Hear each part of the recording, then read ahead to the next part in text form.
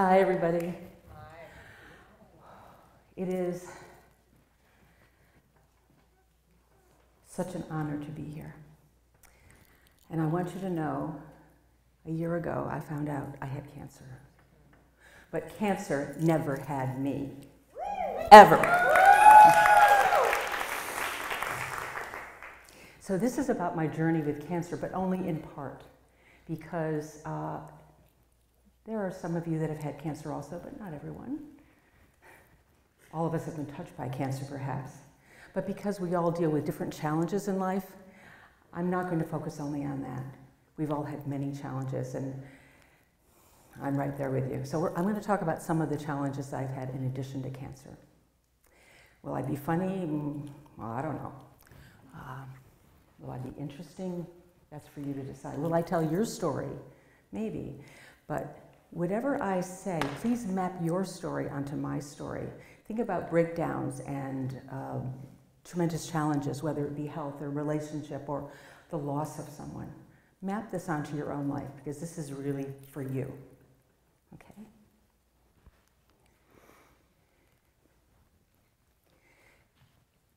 When you think about a brush with healing, this is my opportunity to use my art, as I've been doing for the last 10 or 20 years, using my art for dealing with whatever comes up.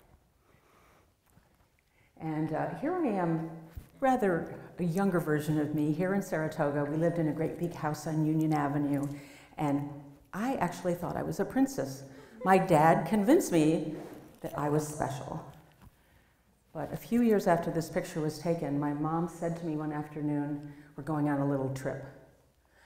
This little trip was a one-way trip. I didn't know I wasn't coming back home, and I ended up in Miami, Florida 2 weeks before Christmas. I was a little disoriented. Never went back to Saratoga for years. I spent Christmas Day on Miami Beach, and she enrolled me in school a week later. I was totally disoriented, but the most disorienting thing was I got off the train in Miami, and there was this guy there. He had painted our house the previous summer. My mother was always running into him at the movie theater and at the drugstore, and you know, you get the picture. And I looked at him and I said, "Gee, Eddie, we see you every place we go." Very naive.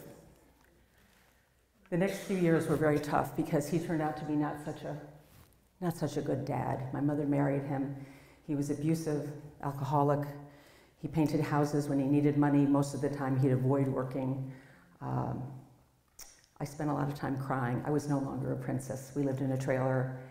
My life was totally turned upside down. But I had no tools. I really didn't know how to make my way. I cried a lot. So we all have breakdowns. But I learned later on that any kind of a breakdown is a crisis. But the Chinese symbol for that word beautifully has the two characters of opportunity as well as danger. So it's really wonderful to remember that anytime you're dealing with a crisis, because ultimately, and I've heard this theme over and over again, everything is a gift. I've learned that my cancer is a gift. It's hard to see it that way, but no matter what life dishes up, it's all a gift. This is a painting that I, probably 15 years ago, I was really in a very difficult place, really unhappy. Passion beneath despair is what I called it. And then here we are, maybe 4 or 5 years later, and how similar it is. So I called it Other Feathers, Other Flames. But that one was from a very happy place. How can it be that these images are so much alike? Kind of surprised me. And I've had that surprise happen a number of times. So talking about the path to healing, I've been using my creative energy to find my path to healing. Freedom too, yeah, that's accurate. So if you think about, first there's a breakdown. And what is a breakdown? You have something terrible happens. You have the loss because someone you know is very ill or dies. You've lost your job, you lost your home. We've all been confronted with loss. And then if you really open yourself to the universe to support you, there's inevitably a breakthrough. Sometimes it doesn't seem like it's ever going to come. But if you look for it, it's there. And then ultimately, what we learn through that breakthrough is integration, the transformation that happens in our life. So that's what we're going to talk about. And one of the things that I think is very important, I know most everyone here reads and, writes. And what I have found is using imagery is what's really, really important. Because the left brain uses language, that's where the language comes from, but it's the judging mind that analyzes everything and it tells us what we think we feel. Whereas if you create imagery, and it could be something, you could be looking at something in front of you. Did I just, oh, okay. It doesn't have to be something that you created yourself, but it's really fun to do that. So after I create every painting, I usually will sit down and write. When I do the painting, I just do what the painting wants, and I get out of the way. And when I'm done with the painting, I ask the painting to speak, and I basically take dictation. So I write down the words that come. So breakdown has a lot of different appearances, but one breakdown that I had was a lot of death in my family. And that's what this painting was about. In a 2-year period, this goes back about a decade, I lost 9 members of my family in 2 years.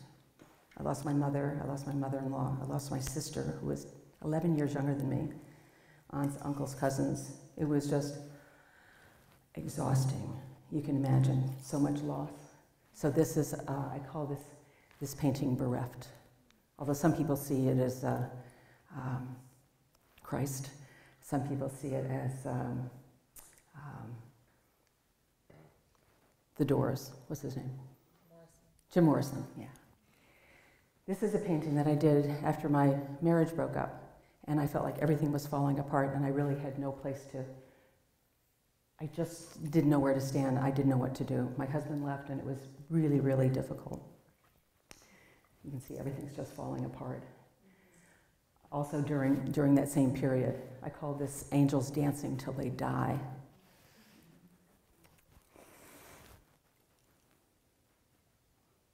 This is a very recent painting. There's a studio that I've been painting at for many, many years in Albany. I'm associated with the New York Expressive Arts Studio. And I found out when I went there one night recently that they were closing after many years. And all I could think of was this big hole where there used to be such wonderful joy and opportunity. So I painted a hole, but the hole ended up being like a heart shape. And so I asked Denny, the director of the program, to let me take her picture with the painting, and she's got this little book there that has a heart on the cover. Open heart, open space. So breakdown, when I got my diagnosis of breast cancer, sometimes it's hard to accept that your death might be right around the corner, and I was so terrified, absolutely terrified. And I had breast cancer, so the breasts are for nurturing. We women are nurturers, and to have cancer in your breast, in a way, symbolically, metaphorically, means that maybe you're not nurturing self. Maybe there's something that's missing here inside of you. So I went through all the testing, but luckily I was blessed with having a very, very early diagnosis. This is, and I should add that I'm cancer-free. And now, a year later, I'm cancer-free. This is a drawing by, not myself, but someone else. I want to give you a few other people also, so you see that it doesn't have to be beautiful art. This is someone who saw that she had like a beast inside of her, and she didn't really understand what it was. But she was able to get in touch with her anger by doing the drawing. This painting here is represented here on the left. The night before my diagnosis, I painted this painting. And when I painted this, I was supposed to have my diagnosis that day, and I didn't know whether I had cancer or I didn't. But there's a pretty good chance because you saw the ultrasound, you saw there were spots there, maybe they're not supposed to be there. So I wept through the whole painting. And so at the top of the painting, you see that there's these dark spots. That's the dark spots on the ultrasound. And the painting is like right here, and I sprayed it with water, and those dribbles of purple kind of went down like this, and I was just watching them go down, down, down through the scratches I had made through the gold. down to the bottom where there was no more scratches, and then it just dribbled like tears, paralleling my own tears. So this is a close-up of as you go down the painting.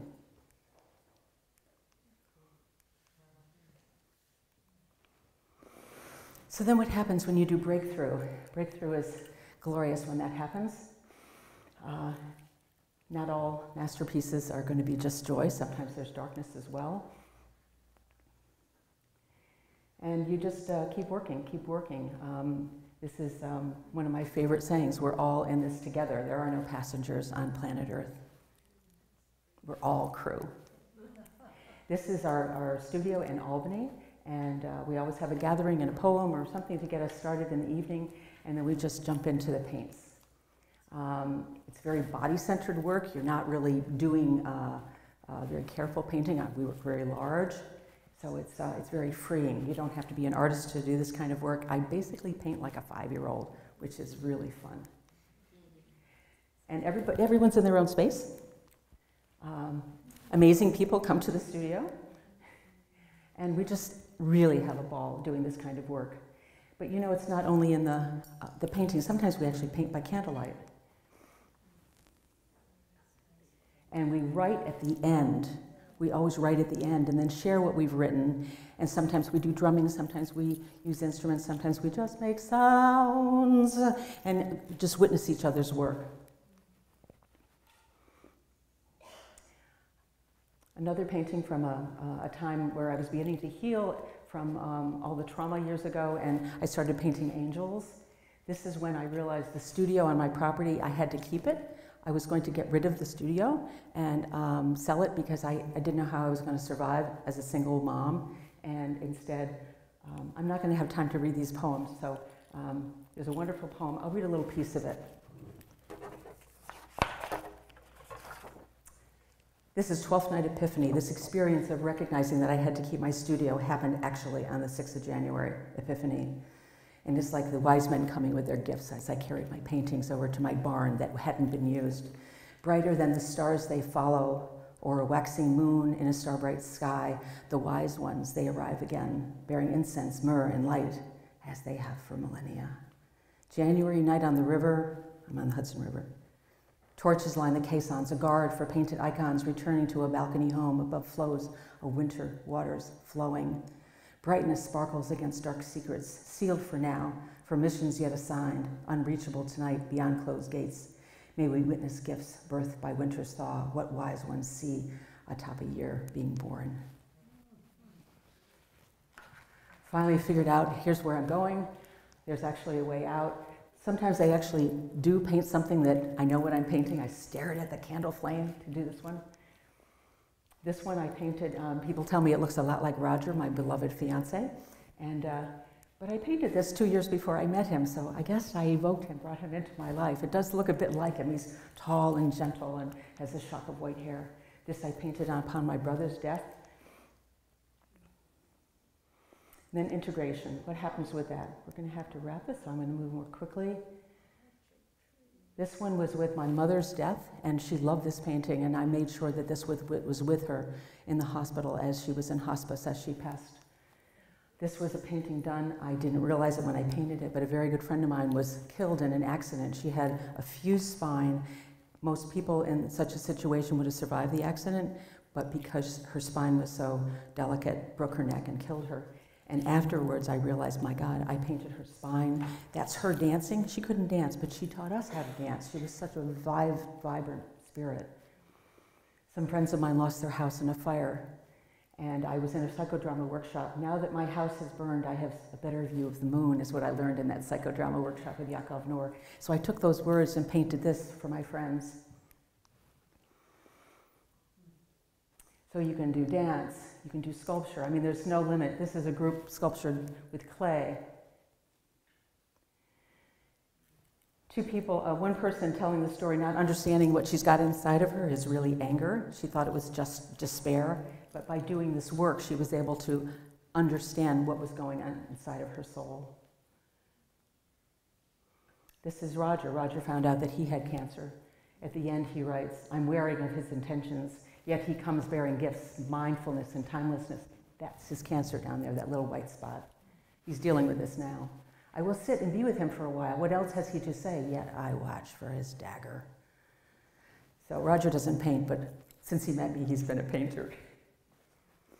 Okay, shimmering. There's a card that introduces you to my blog. There's a bunch of them up there with my artwork. And this painting was done to honor someone who passed away. And I wrap this up. This poem is about life and death. So rather than take the time to read it, it's on the back of the card. That's what my blog looks like. I'm going to go through this very quickly. I learned that I better not be so unconscious to my own health. So I've taken off. I started thinking, do I want to live or do I want to die? The cancer really, really loves sugar. It really loves fat. And I said, I'm going to get back to the healthy person I was. That's me in 30s, I think. So I've lost 35 pounds. I'm much healthier, much more vibrant than I was. Vibrant vitality became my theme for my life. Thank you. I joined Live Strong at the YMCA, got back at the gym. I took this program, Take Shape for Life, which really teaches you all about eating healthy. This is me doing the dishes. I know all of you can relate to this.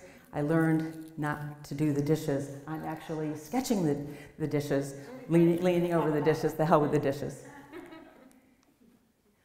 So one of my favorite meditations, Nam-myoho Renge Kyo, you've probably heard of it, but what it means is, you may not have heard the meaning, the lotus blossom grows in the mud. The deeper the mud, the more beautiful the bloom. So I use that a lot. This is the barn that I decided I had to keep. This is the barn at Bassett House on Hudson. My home is up there in the trees, and this is the barn that I have. It's my art studio, and I share it. I have one little video at the end, if I could, can I? No. Can't do it, okay. So we're gonna miss the video. I'll just go through the end. These are all my yellow, yellow, yellow.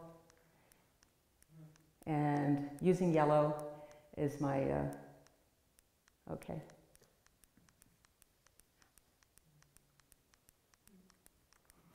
So you can use anything, potpourri.